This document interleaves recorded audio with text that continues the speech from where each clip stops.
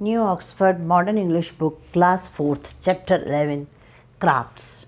Complete explanation in Hindi. For centuries, India has been famous for its handicrafts. कई सालों से, बहुत सालों से, सेंचुरीज पहले से, कई सौ सालों से बोल सकते हैं जिसको हम, इंडिया जो है वो फेमस है हैंडीक्राफ्ट्स, हाथ से बनी हुई अलग अलग चीज़ों के लिए, क्राफ्ट्स के लिए.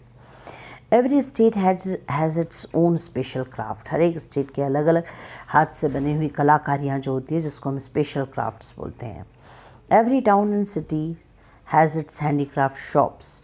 और हर टाउन, हर शहर में हैंडीक्राफ्ट के अलग अलग शॉप्स भी होते हैं, दुकानें भी होती हैं.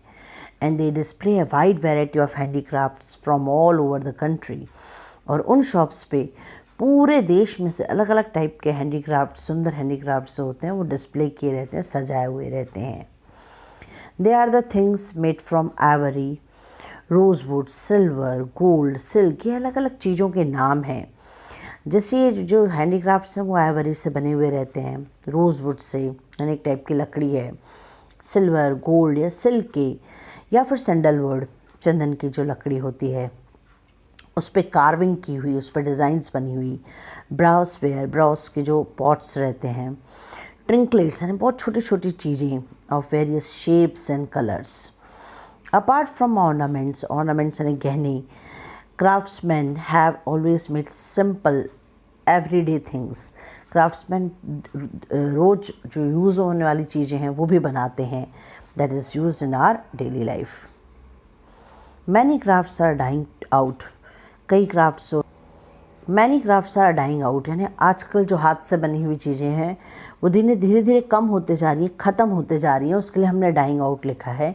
Because the things which use to be made by hand are made nowadays more easily and more cheaply in factories. जो हाथ से बनाई हुई चीज़ें हैं वो भी फैक्ट्रीज़ में बनने लगी हैं और बहुत ईजीली, बहुत सस्ते में और बहुत आराम से बन जाती हैं. और before it is too late, ये बहुत लेट हो जाए कि हमको ऐसी क्राफ्ट्स की चीज़ें फिर दिखाई ही ना दें. Let us visit a village in a remote part of Karnataka where an ancient wood craft is still practised. हम एक विलेज में जाते हैं, एक गांव में जाते हैं, रिमोट यानी इंटीरियर हिस्से में, अंदर के हिस्से में जो शहर रहते हैं उसके, या गांव से भी अंदर जो एरियाज़ होती हैं वहाँ जाते हैं. और एक ऐसी जगह है कर्नाटका स्टेट में जहाँ पे वुड क्राफ्ट, लकड़ी से बनी हुई ऐसी एक एंशियंट क्राफ्ट जो है वो आज तक बनाई जा रही है. पापनहली lies by the side of the wide stretch of water about 100 kilometers from Bangalore. Papanahalli is the name का प्लेस का नाम है जो एक पानी की एक बहुत बड़ी वाइड स्ट्रेच यानी पानी है बहुत ज़्यादा, जैसे लेक जैसी एरिया जिसको बोल सकते हैं या वाटर बॉडी बोल सकते हैं, उसके बाजू की एरिया में वाइड स्ट्रेच में अराउंड 100 किलोमीटर्स दूर है बेंगलोर से. वहाँ पे ये प्लेस है.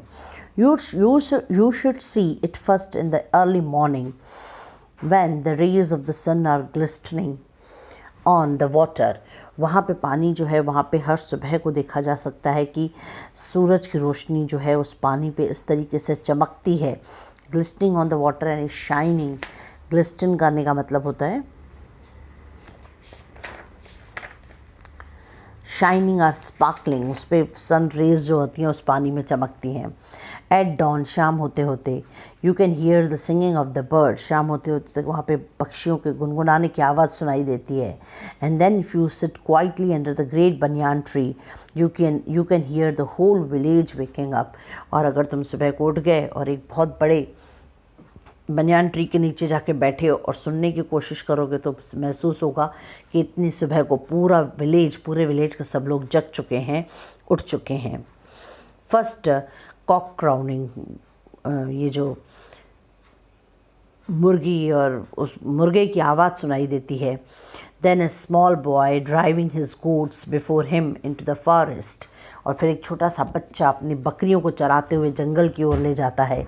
Then a woman with a brass pot on her head going down to the stone well. फिर कुछ औरतें दिखाई देगी जो कि अपने सर पे ब्रॉस का पॉट लेके, बर्तन लेके और कुएं की तरफ पानी भरने के लिए जा रही होंगी. A man appears with a pair of bullocks. कुछ लोग जो हैं, कुछ मैन जो होते हैं अपने बैलों को खेत की तरफ लेते जाते हुए नज़र आएंगे, और उनकी जो शोल्डर्स रहते हैं, उनके जो कंधे हैं वहाँ पे प्लो, उनका जो हल है वो रहता है, and walking to his field, और अपने खेत की तरफ जाते हुए दिखाई देंगे। Now if you listen carefully, और अब अगर तुम ध्यान से सुनोगे तो you can hear the chip chip chip of an axe on wood. एक वुड पे एक चाकू से छीलने की आवाज़ भी सुनाई देगी। फॉलो द साउंड, उस साउंड को पीछे जाते हुए go up the rocky path, और पथरीले रास्ते से गुजरते हुए between the thatched house. Thatched house का मतलब होएगा कि a roof that has been made with the straw और सम लॉन्ग ग्रासेस, यानी ग्रास जिसकी जो छत है वो घास से और ऐसे लकड़ी के टुकड़ों से बनी हुई झोपड़ी जिसको हम बोल सकते हैं वैसा दिखाई देगा। With their walls of red mud, और उसकी जो दीवारें हैं वो लाल मट्टी से बनी हुई। एंड पास सम टेदर्ड बुलक्स, और कुछ जो है सामने टेदर्ड यानी टाइड विथ अ रोप, रस्सी से बंधी हुई बैल दिखाई देंगे। As the sound gets louder, जैसे जैसे हम आगे जाते हैं साउंड और बढ़ जाता है। And you come round the corner of the broken wall, और दीवार जो टूटी हुई है उसके सामने जब हम पहुंचते हैं यू विल सी द गुरुअप्पा। वहाँ पे तुमको एक आदमी दिखाई देगा और वो है Guruappa. He is sitting on the ground, वो ज़मीन पे बैठा हुआ रहता है। By his side some log of woods, उसके पास में कुछ लकड़ी के टुकड़े हैं। लॉग यानी ऐसे बंडल, ढेर। Which he brought yesterday from the forest, जो वो कल जंगल से जाके लेके आए थे। They are freshly cut and wet with sap, और वो जो लकड़ी के टुकड़े हैं वो ऐसे लग रहा है जैसे अभी कुछ टाइम पहले कटे हुए हैं, और उसके अंदर जो लकड़ी के अंदर गीलापन रहता है वो सैप महसूस होता है। Guruappa has already sawn the logs into sections and about 12 centimetres long. Guruappa ने उन लकड़ी के टुकड़ों को लॉग में से कुछ छोटे छोटे टुकड़ों में काट दिया है। एक एक जो है वो 12 सेंटीमीटर जितना लंबा है। Now he is using a edge to split them into the thin pieces, और उसके बाद वो एक एज यानी एक टूल रहता है जिसमें कार्व्ड ब्लेड रहता है। ब्लेड ऐसे कर्व किया हुआ रहता है और चाकू के समान ही होता है। वो लेके उससे लकड़ी के छोटे छोटे टुकड़े काट रहा है around 1 centimetre thick. You can smell the new would, अगर उसको उधर तुम वहाँ खड़े रहोगे तो नई लकड़ी की सुगंध भी आती है। You can imagine the Guruappa's days in the forest. अब इसके लिए हम गुरुअप्पा के जो पूरा दिन कैसे जंगल में बिताया है ये भी हम इमेजिन कर सकते हैं। अब बिफोर डॉन, शाम होने के पहले, सुबह होने के ही पहले, Guruappa takes his carved knife and शाम तक के गुरुअप्पा ने छोटे छोटे नाइफ के टुकड़ों से little food tied up in the cloth, वो अपने बहुत जल्दी उठ जाता है। एक चाकू ले लेता है नाइफ जैसा कुछ, और कपड़े के टुकड़े में अपने लिए थोड़ा सा खाना पैक करके starts of along the path, और जंगल की तरफ चल पड़ता है। ही वॉक्स फॉर एन आवर, 1 घंटा चलने के बाद he finds the different kinds of trees he wants, तब जाके उसे अलग अलग टाइप के ट्रीज़ दिखाई देते हैं जिसकी लकड़ी उसे चाहिए। Only certain parts of those trees are useful for his work, वो पूरा ट्री नहीं काटता, उसका कुछ ही हिस्सा उसके काम का लायक होता है, वो उतना हिस्सा काट के आते हैं। He climbs the tree and cut the branches, वो ट्री पे चढ़ जाता है और छोटे छोटे ब्रांचेस काट लेता है जो उसके काम के लायक है। He works hard all the day, दिन भर मेहनत करके। He cut some creepers and ties his woods into the bundle, और जो क्रीपर होते हैं जो ऐसे रस्सी के समान प्लांट बढ़ता जाता है वो कुछ काट के उससे बंडल ऑफ वुड बना के उससे बांध के जंगल से लेके आता है। The sun begins to be go down, जो सुबह को सूरज उगा था वो अभी सूरज डूबने लगा है। Behind the hills as the Guruappa return with his load of wood, और गुरुअप्पा वापस आ जाता है अपने घर और उसके हाथ में ढेर सारी लकड़ी रहती है। This is how he get his raw material, इस तरीके से अपने काम के लिए जो रॉ मटेरियल चाहिए वो गुरुअप्पा जमा कर लेते हैं। Now as we sit watching him, और हम वहाँ पे बैठ गए और उसको देख रहे हैं कि वो कैसे काम कर रहे हैं। He has finished splitting the wood into the flat pieces, उसने लकड़ी के टुकड़ों को छोटे छोटे पीसेस में काटना शुरू किया। Then he chops with his days adds, और फिर उसने हेड्स उठाया, अपना छोटा सा ब्लेड उठाया और उसके साइड्स जो हैं वो चॉप कर रहा है, काट रहा है, छील रहा है। until the opposite edge of the piece of wood are sharp, इस तरीके से वो चॉपिंग कर रहा है जैसे कि जो कुछ इस हिस्से जो हैं वुड के वो एकदम शार्प हो जाएं। Do you know what is making, क्या तुम गेस कर सकते हो वो क्या बना रहा है? You ought to know by now, अभी तुमको समझ में आएगा। If you can't guess you should watch what he does next, अब देखो वो आगे क्या कर रहे हैं। When he has cut 20 or 30 flat pieces, पहले उसने ऐसे लकड़ी के फ्लैट पीसेस, इतने ऐसे ऐसे छोटे छोटे टुकड़े ऐसे 20 से 30 काट लिए of would, and he put one on a wooden support, और उसको फिर एक नीचे उसने around 20 to 30 flat pieces of would को काट दिया और नीचे एक ऐसे वुडन सपोर्ट लिया, ऐसे एक बड़ा सा सपोर्ट लकड़ी का बना हुआ वुडन सपोर्ट, इसके ऊपर ऐसे ऐसे वो फ्लैट पीसेस को रख के उसमें से छोटे छोटे से किनारे काट के वो निकाल रहा है। एंड होल्ड इट टाइटली, उसने एक वुडन सपोर्ट लिया जिस पे उसको होल्ड कर सके अपने पैर की मदद से जोर से। Then he takes a tiny saw, फिर उसने एक छोटी सी सॉ, यानी वो भी लकड़ी को काटने के लिए यूज़ होती है, एंड स्टार्ट टू, उसमें से टीथ ऑफ द कोम, यानी वो कोम बना रहा है उसमें से उसके कोम के टीथ बनाना स्टार्ट किया। Yes, he is making the wooden combs, वो वुडन के कंगियाँ जो बालों को बनाने के लिए यूज़ होते हैं कोम, वो बना रहा है। Which you can find in the corner of any market, और ये वुडन कोम्स जो हैं वो कहीं पे भी मार्केट में दिखाई देते हैं। ही cuts the teeth from one side, एक साइड से वो टीथ निकाल रहा है उसके कोम के, एक साइड से वो टीथ निकाल रहा है, and then turns the comb over, फिर कोम को दूसरे बाजू टर्न करके सेकंड कट ले रहा है फ्रॉम अदर साइड। इस तरीके से दोनों साइड से वो उसके टीथ्स बना रहा है। He throws down the comb and takes up the another, और उसका काम बहुत फास्ट है, एक कोम बना के फटाफट वो दूसरा कोम बनाते जा रहा है। His saw works like lightning, उसकी जो सॉ है, उसका जो चाकू है जो जिससे वो काट के वो निकाल रहा है लकड़ी के टुकड़े कोम बनाने के लिए, वो इस तरीके से काम कर रही है जैसे बिजली की गति काम करती है। If you pick up one of the comb, और एक कोम उठा के अगर तुम देखते हो और उसको एग्जामिन करते हो, you will see that each comb tooth is perfect, हर एक जो टूथ है कोम का वो एकदम दूसरे के समान है, हर एक परफेक्ट है। The space between the teeth are quite regular and straight, even जो टीथ हैं कोम के, जैसे ये कोम होता है तो उसमें ये जो टीथ्स होते हैं उनके बीच की जो स्पेस है वो भी एकदम सेम है। If you look at the Guruappa fingers, of Guruappa के फिंगर्स को अगर तुम देखते हो, they are marked with the saw touches them, इस तरीके एकदम बिल्कुल मार्किंग जैसे जैसे लगता है, एकदम उसको सॉ टच कर रही है। गुरोप्पा एक एक्सपर्ट है। He can make 60 combs a day, एक दिन में वो 60 कोम्स बना लेता है।